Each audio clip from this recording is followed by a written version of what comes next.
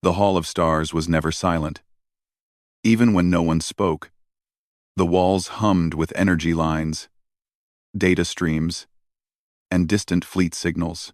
Alien nobles filled the wide chamber, their forms tall, scaled, feathered, or metallic. Every species of the Varelian Empire had a place here. At the center sat Queen Valeth.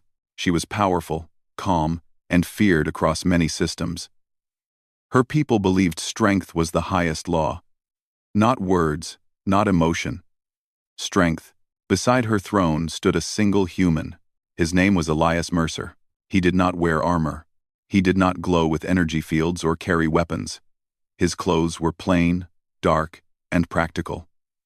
He stood straight, hands folded behind his back, eyes observing everything. To most of the court, he looked ordinary. Whispers traveled through the chamber. Is that truly her chosen partner? A human? They are fragile. They break easily. They do not rule empires. Elias heard none of it. Or perhaps he heard everything and chose not to react. Queen Valeth listened in silence as the High Council delivered their reports. Borders were tense. Trade routes were strained. Rival powers tested defenses. The empire was strong, but the galaxy never rested. When the council finally paused, one noble stepped forward. Lord Carrix was tall, with armored plates covering his body like stone. His voice echoed loudly. "Your Majesty," he said, bowing slightly. "The council must speak openly." Valeth's eyes narrowed just a little. "Speak." Carrix turned, his gaze falling on Elias. "Your union with the human has weakened the image of the throne," he said. "Our rivals see it as hesitation, as softness." The chamber stirred. Some nodded. Others remained silent. Valeth did not answer right away. Instead, she looked at Elias. He remained calm. His face showed no anger, no fear. Finally, the queen spoke. "My spouse has brought no weakness to this empire," she said. "Only peace." Carrix clicked his jaw. "Peace does not stop fleets." Elias shifted his weight slightly, but he still said nothing. The meeting ended soon after, but the tension did not leave the hall. Elias had known this would happen. When Queen Valeth first announced their union, the galaxy reacted exactly as he expected. Humans were still considered a minor species. Clever? Yes, but not dominant. Not rulers. That was fine. Elias did not need approval. He spent his days walking the palace corridors, reading old records, listening to guards, and watching systems operate. He asked simple questions. He learned how alien minds worked. Many underestimated him. That made things easier. Late that cycle, Elias stood on a balcony overlooking the capital world. Towering structures stretched into the clouds. Ships moved like silent stars above the city. Queen Valeth joined him. "You heard them today," she said. "Yes," Elias replied calmly. "They doubt you," she said. "They doubt us," he corrected. She studied him. "You never respond." "There is no need," Elias said. "Not yet." Valeth tilted her head. "You speak as if you expect something." Elias looked out at the sky. The galaxy always tests what it thinks is weak. The test came sooner than expected. 3 cycles later, long-range sensors detected fleet movement. Massive fleets. Organized. Coordinated. A coalition. Old rivals. Former enemies. Powers that had never worked together before. They were heading straight toward Imperial space. Emergency Council was called. The Hall of Stars filled again, this time with urgency. They demand surrender of border systems. They claim the Queen's judgment is compromised. They believe the Empire will fracture. Voices overlapped. Fear crept in. Queen Valeth rose from her throne. "We do not surrender," she said. "We prepare." The Empire mobilized. Fleets launched. Defenses activated. Elias watched every report. Something felt wrong. Patterns emerged. Delays where there should not be delays. Commands arriving slightly altered. Small failures across different systems. He recognized it immediately. "This is not just an attack," he said quietly to Valeth. She turned. "Explain." "They are already inside," Elias said. "Not physically, digitally, politically. Someone prepared the ground." Valeth's eyes darkened. "Sabotage." "Yes." She looked at the council. Lock all internal networks. I want full diagnostics. Engineers obeyed, but the problems continued. Fleet response slowed. Shield timings failed. Communication lagged. The coalition advanced faster than expected. Confidence in the hall began to crack. Lord Carrick spoke again, louder this time. We are losing control, and we listen to a human who does nothing but watch. Several nobles turned toward Elias. He felt their anger now. Their fear. Elias stepped forward for the first time. Your systems are complex, he said calmly. But complexity hides weaknesses. Carrick scoffed. You think you understand our technology?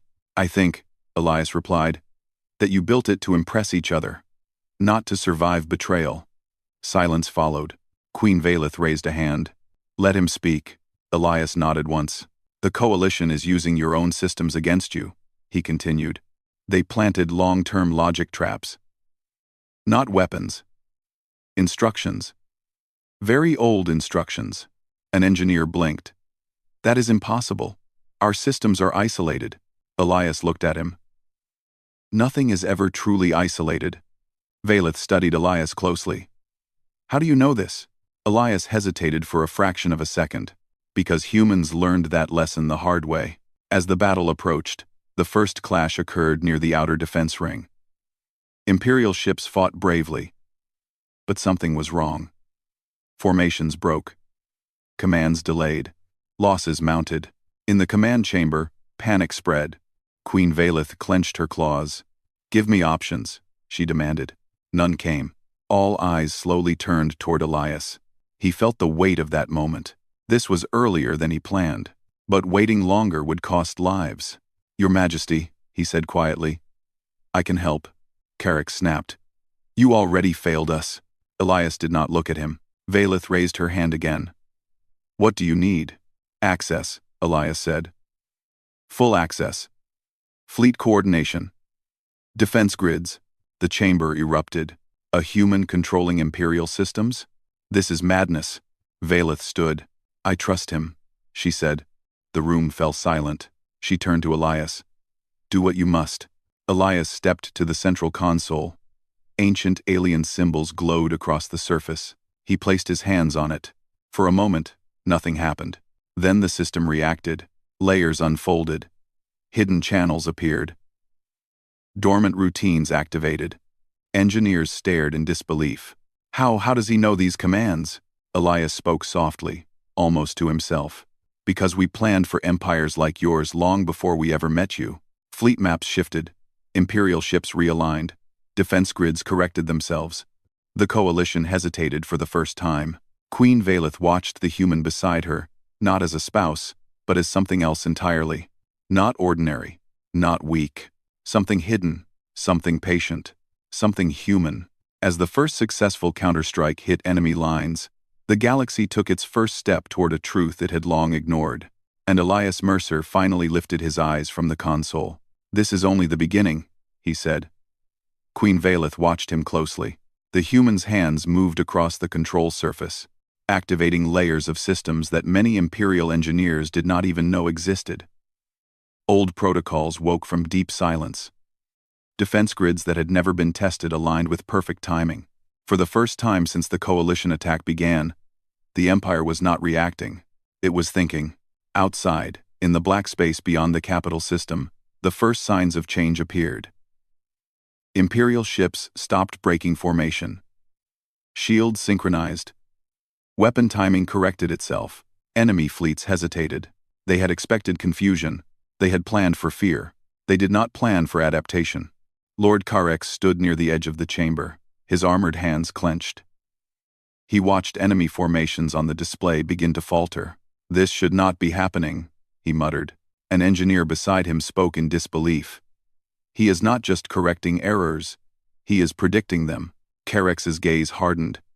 Humans do not command empires. Queen Valeth turned sharply. They survive, she said. And that may matter more. Elias focused on the incoming data. The coalition commanders were skilled.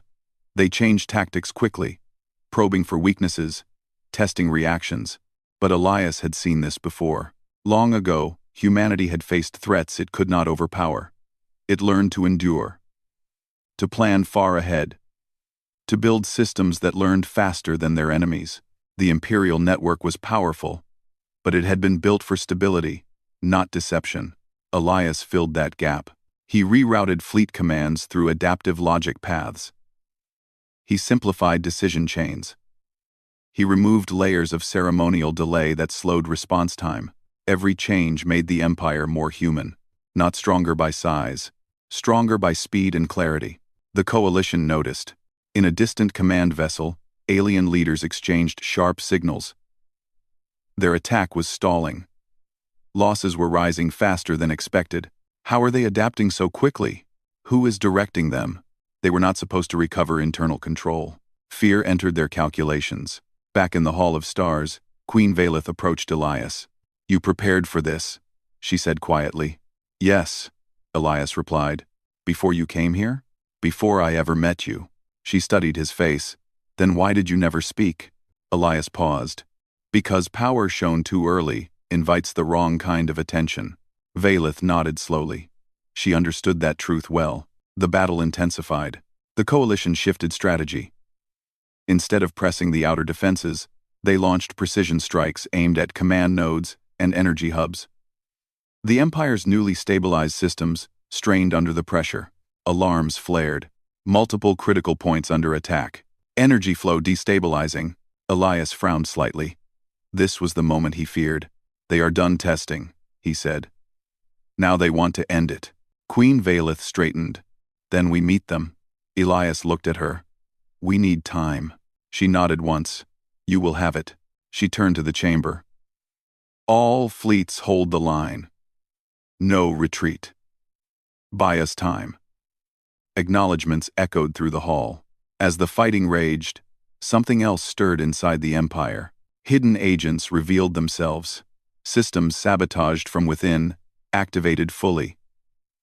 Several internal stations went dark. Confusion threatened to return. Carrick stepped forward again. "This is madness," he shouted. "We trusted a human.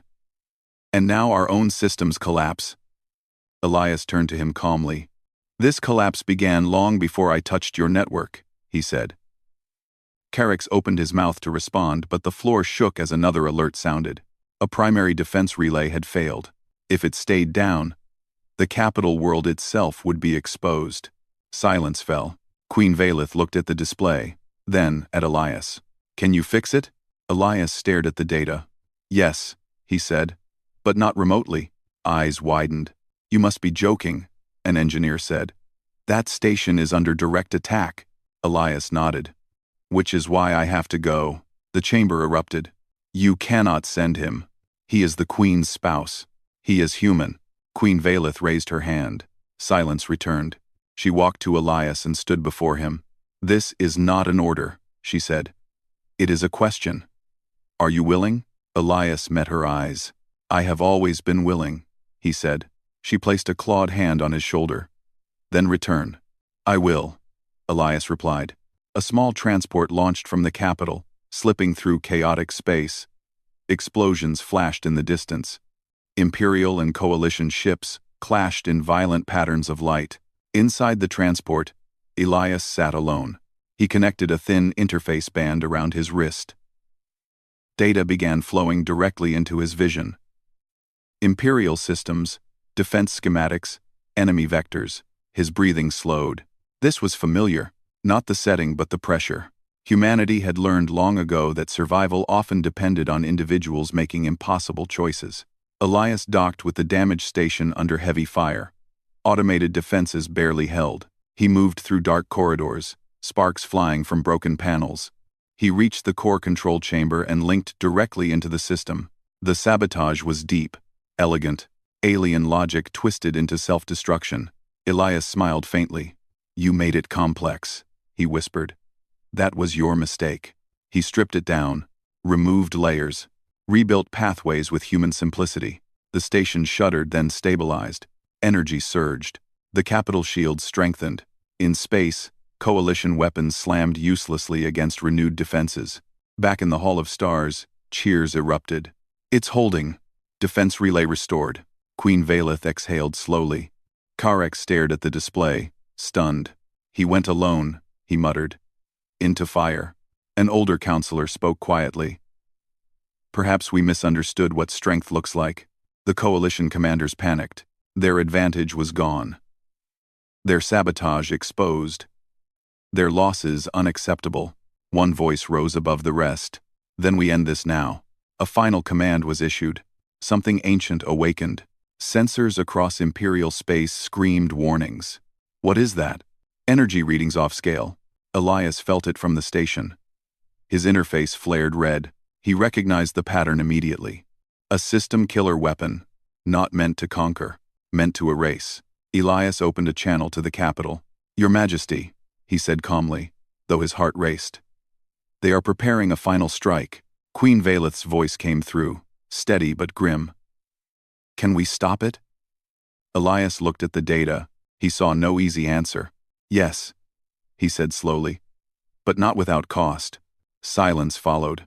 Explain, Valeth said. It targets systems, not ships, Elias said. It will overload every connected network. To stop it, we must redirect the energy into something that can hold it. What? She asked. Elias closed his eyes briefly. A human-built core, he said. One that was never meant to be used this way. The chamber was silent again. What happens to you? Valeth asked. Elias opened his eyes. That depends, he said honestly. She said nothing for a long moment. Then she spoke. Prepare everything you need. As fleets clashed and stars burned in the distance, the galaxy stood on the edge of a truth it had ignored for too long. Humans were not loud. They did not rule through fear. They endured. They planned. And when the moment came, they stood where others could not. Elias Mercer began the final preparations, knowing the next step would change everything. And far across space, the Coalition's ultimate weapon continued to charge.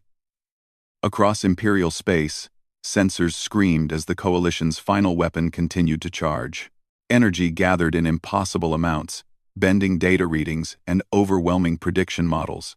Even the most advanced alien minds could not fully understand what was being built. They only knew one thing. If it was released, everything connected to the Imperial network would fail at once. Ships, stations, worlds. Queen Valeth stood in the Hall of Stars, her posture steady, her mind sharp. Around her, council members and commanders watched the growing threat with quiet fear. At the center of every display was one name, Elias Mercer. His signal came from the isolated defense station, clear but faint. Your Majesty, Elias said, his voice calm. The window is closing. Valeth nodded. We are ready. She turned to the council. Transmit all authority to Elias Mercer, she said. He speaks for the Empire now. Some hesitated. Others bowed their heads. No one argued. Far from the capital, Elias stood inside a chamber unlike any alien design.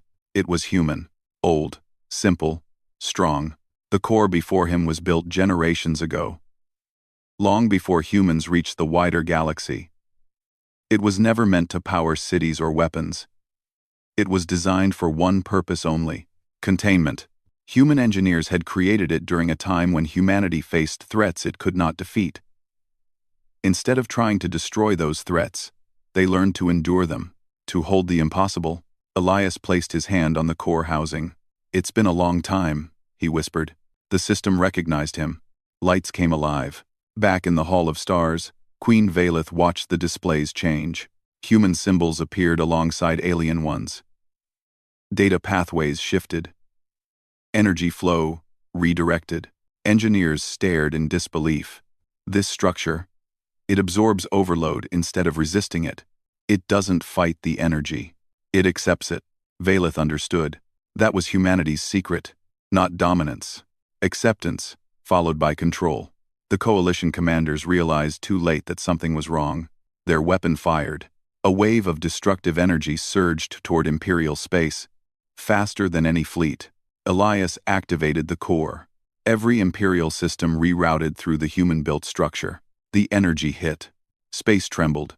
Data collapsed into silence. For one terrifying moment, the galaxy went dark. Then the core held. Inside the containment chamber, Elias felt the pressure crush against him. Alarms blared. The core strained, bending far beyond its original limits. Human systems were not elegant. They were stubborn. The core did not fail. But Elias knew the truth. It could not hold forever. He opened a channel to the capital. "Your Majesty," he said, breathing steady but slow. "The weapon is neutralized. The coalition will retreat." Valeth closed her eyes in relief. Then she heard something in his voice. "And you?" she asked. Elias looked at the core. "It needs a stabilizing anchor," he said. "A living one." Silence followed. "You knew this," Valeth said softly. "Yes," Elias replied. Her claws tightened around the armrest of her throne. "Come home," she said. Elias smiled faintly. "I am home." The coalition fleets broke formation. Confusion spread. Their greatest weapon had vanished without result. Imperial defenses surged back online, stronger than before. Countermeasures locked onto retreat paths. The coalition fled. The war was over. In the Hall of Stars, victory felt hollow. Queen Valeth stood alone as celebrations echoed through distant halls. Advisors spoke of treaties, borders, and power shifts. She heard none of it. Her eyes remained fixed on a single fading signal. Inside the containment chamber, Elias felt the strain ease. The core stabilized. Human design adapted, just as it always had. Elias slumped against the console, exhausted. The core no longer needed him. He opened his eyes as emergency lights dimmed. Then he heard a sound. Footsteps. The chamber door opened. Queen Valeth stepped inside. Elias stared in shock. "You shouldn't be here," he said. She walked to him. "I am the queen," she said. "I go where I choose." He tried to stand. She stopped him with a gentle hand. "You held the galaxy together," she said. "Do not fall now." Medical teams rushed in moments later. Elias laughed weakly. "Looks like human systems are hard to get rid of," he said. Valeth allowed herself a rare smile. Days later, the Hall of Stars filled again. But this time, the mood was different. No whispers, no doubt. Elias stood beside Queen Valeth, still recovering but steady. Lord Carrick stepped forward. He knelt. "I was wrong," he said openly. "We measured strength by appearance, by force, by noise." He raised his head. "We failed to measure endurance." Others followed. Across the galaxy, records were rewritten. Humans were no longer listed as a minor species. They were listed as stabilizers, problem solvers, endurers. Queen Valeth addressed the assembly. "Let this moment be remembered," she said.